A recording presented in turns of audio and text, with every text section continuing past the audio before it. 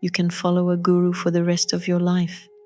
You can memorize his teachings, repeat his words, even venerate his image. But none of that matters if you don't awaken God within you.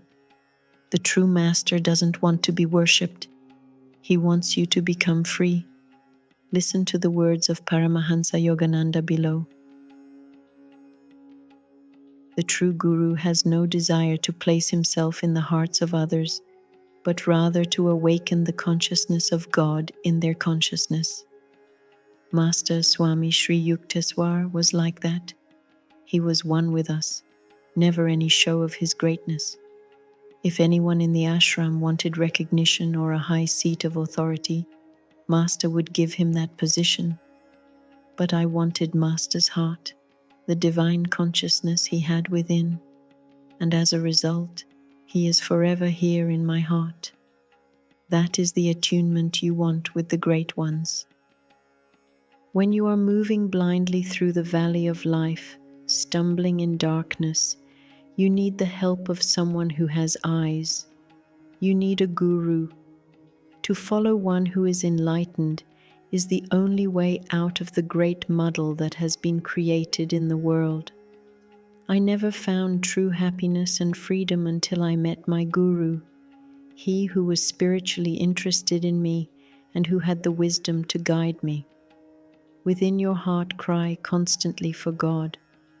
When you have convinced the Lord of your desire for Him, He will send someone, your guru, to teach you how to know Him. Only he who knows God can show others how to know Him. When I found such a one, my guru Swami Sri Yukteswarji, I realized that God doesn't teach through mystery but through illumined souls. God is invisible, but He becomes visible through the intelligence and spiritual perception of one who is in constant communion with Him. There may be many teachers in one's life, but there is only one guru. In the guru-disciple relationship, a divine law is fulfilled, as demonstrated even in the life of Jesus, when He acknowledged John the Baptist as His guru. He alone who is God-realized and who has been commanded by God to redeem souls is a guru. One cannot be a guru merely by thinking he is. Jesus showed that the true guru acts solely at God's behest when He said, "No man can come to me except the Father which hath sent me draw him." He gave all credit to the power of God. If a teacher is without egotism, you may know that God alone resides in His body temple, and when you tune in with Him, you are in tune with God. Jesus reminded His disciples, "Whosoever shall receive me, receiveth not me, but Him that sent me."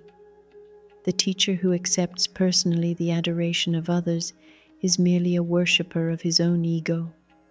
To find out whether a path is true, discriminate according to what sort of teacher is behind it, whether his actions show that he is led by God or by his own ego.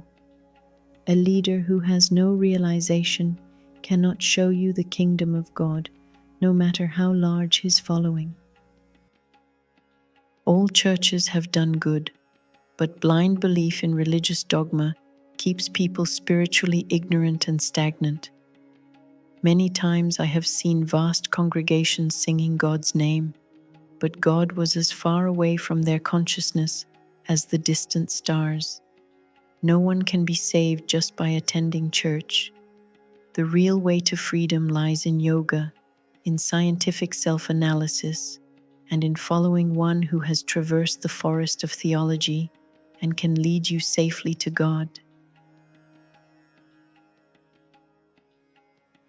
Watch the next video now and deepen your connection with God within yourself.